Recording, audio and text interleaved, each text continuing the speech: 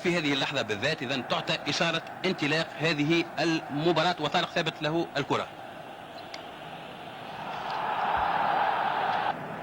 سامي شبشوب مازال محافظ على كورته في اتجاه قيس الغضبان.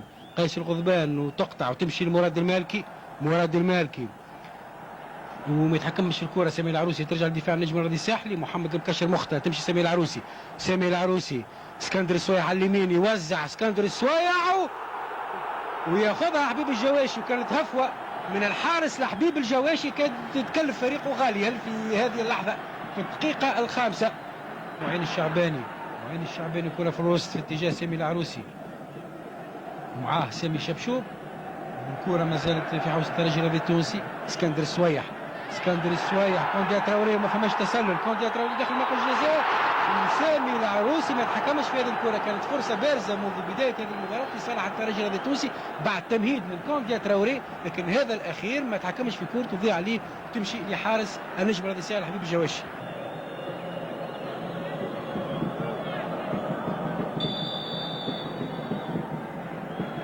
قيس الغضبان ينفذ المخالفة وتسديدة رأسية. تسديدة رأسية كانت من لطفي سلامي أمامكم فوق مرمى الحارس شكل الواعر.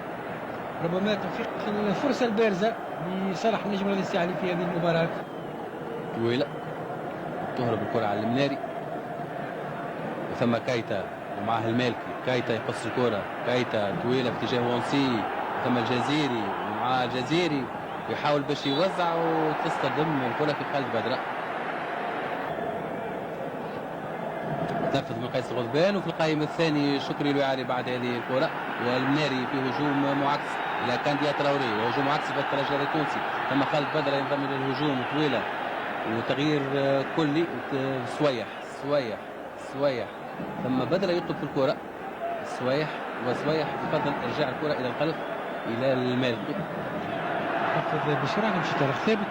طارق ثابت طويلة في اتجاه كونديا تراوري لكن مزي بن محمد قبل بالراس تمشي الكرة في زكلايتو يسدد بكل قوة جانبية. كانت كرة مرتدة من دفاع النجم الرياضي الساحلي وجوزي كلايتو أمامكم يسدد بكل قوة وكرة جانبية ضربة مرمى لصالح النجم الرياضي الساحلي. أول تسديدة من مسافة بعيدة نسبيا من هذه المباراة.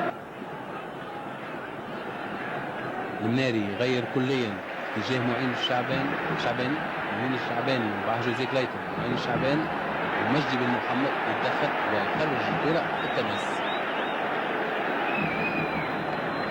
معين الشعباني بسهولة تنفيذ هذا التماس.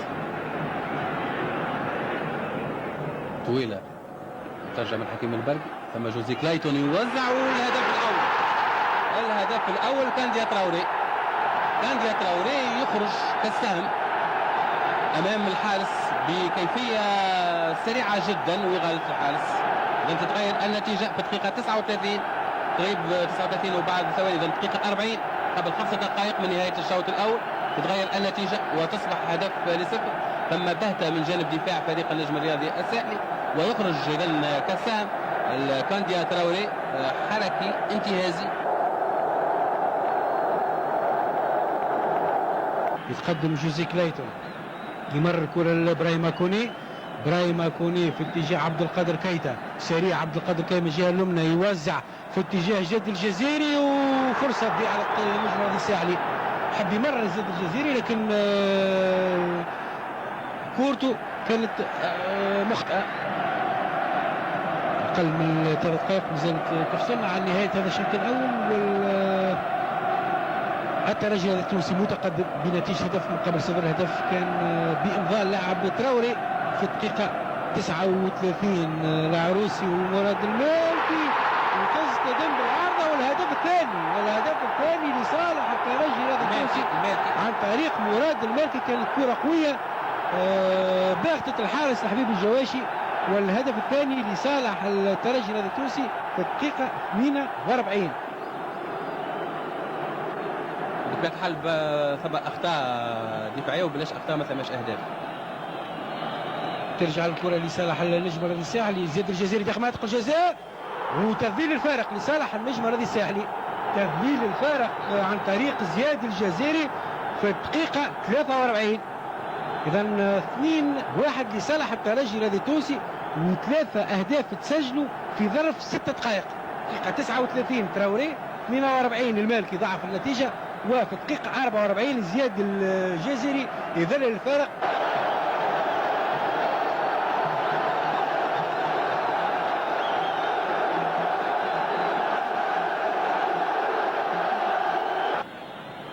ترجع الكرة إلى إبراهيم كوني، سبقها برشا إبراهيم كوني، ترجع من جديد شبشوب حكيم البرق.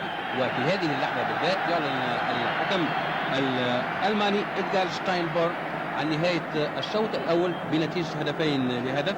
في هذه اللحظة بالذات إذا تعطى إشارة انطلاق الشوط الثاني. حكيم البرقي حاول شجع من الجزيري طويلة من قيس الغضبان في اتجاه وانسي، لكن قبل ذلك ترجع من جعايدي.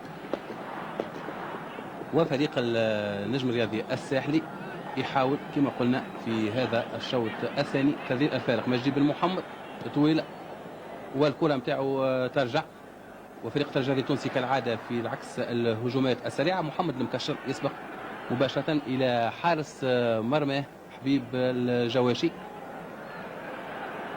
ترجع الكرة إلى مراد المالكي يحاول باش يوزع وتصدم الكرة في سامي شبشوب وتجيب ركنية. نفذ من السوايح وباهي ياسر من بدرة بالراس وتمر فوق المرمى، مع العلم وأنه خلال الشوط الأول أتيحت مثلا فرص كبيرة جدا. وكان دياتراوري هنا في هجوم عكس خطير، كان دياتراوري يسبق وتدخل من سامي شبشوب إلى القلب، ثم بدرة يهينف وسويح وتصدم في جدار الدفاع. سويح من المالكي حاول باش يجمد اللعب فريق الترجي التونسي. تمرير اتجاه سامي العروسي قصيره اتجاه كانديا تراوري، مازالت الكره بيحاول تصوب وتمر جانبيه قويه برشا من كانديا تراوري، عنده المباغته من مسافات بعيده. تغيير نسق من جديد الى السلامي وتحدث الهجوم لفائده فريق النجم الرياضي الساحلي عن طريق سامي شبشوب يتقدم بالكره، يتقدم على اليسار زياد الجزيري عمل مراوغه ودخل داخل مناطق الجزاء وضربه جزاء على الحكم الالماني بدون رادي جعايدي. تدخل رادي جعايدي من الخلف، ضربه جزاء لصالح النجم الساحلي بعد توغل من الجهه اليسرى من زياد الجزيري يراوغ مدافع ويعترض سبيل ورادي جعايدي، والحكم الالماني كان قريب من العمليه دون تردد يعلن ضربه جزاء لصالح النجم الساحلي.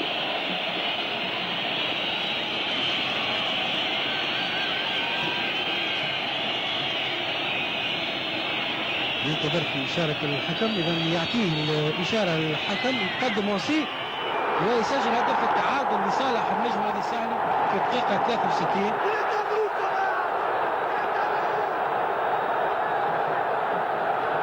والحكم باش يعطي ظني ورقة صفراء لخالد بدر.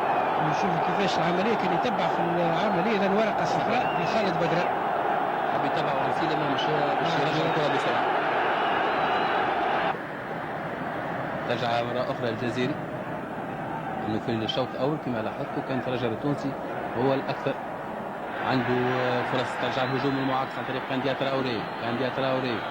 تراوري غير إلى عمر ثاني اتجاه جوزي كلايتون حاول باش يصوب أرضية والحارس موجود في المكان المناسب. فرصة طيبة من جوزي كلايتون. حكيم البرقي في اتجاه مهدي نسيرة في اتجاه زياد الجزيري داخل منطقة الجزاء. زياد الجزيري وضربة مرمى. وإلى حد الآن هدفين لهدفين. شفتوا بالنسبة للقاءات على مستوى اللقاءين تم 6 أهداف كاملة. كايتا يضرب على معين شعباني، كايتا مثل محافظ على كورته يتقص له ويتعكس الهجوم عن طريق جوهر المناري طويلة. ثم كانديا تراوري مع ماجد بن محمد يهرب. كانديا تراوري مازال الكرة بحوزته. كانديا تراوري يحاول باش يوزع خلفية لثاني فرصة للترجي التونسي. ثم توفيق الهمامي في القائم الأول وفرصة ثاني وجه لوجه والهدف الثاني. وجه لوجه وغلطة مرة أخرى من الدفاع ويكون الهدف الثالث في الوقت البديل. مرساني يهدي هدف ثمين جدا لفائدة الترجي الرياضي التونسي. إذا كانت تنتهي المباراة هكذا يشبه يكون هدف طويلة ثم كانديا تراوري مع ماجد بن محمد يهرب كانديا تراوري مازالت كرة بحوزته كانديا تراوري يحاول باش يوزع الخلفية لفاني وفرصة للترجي التونسي ثم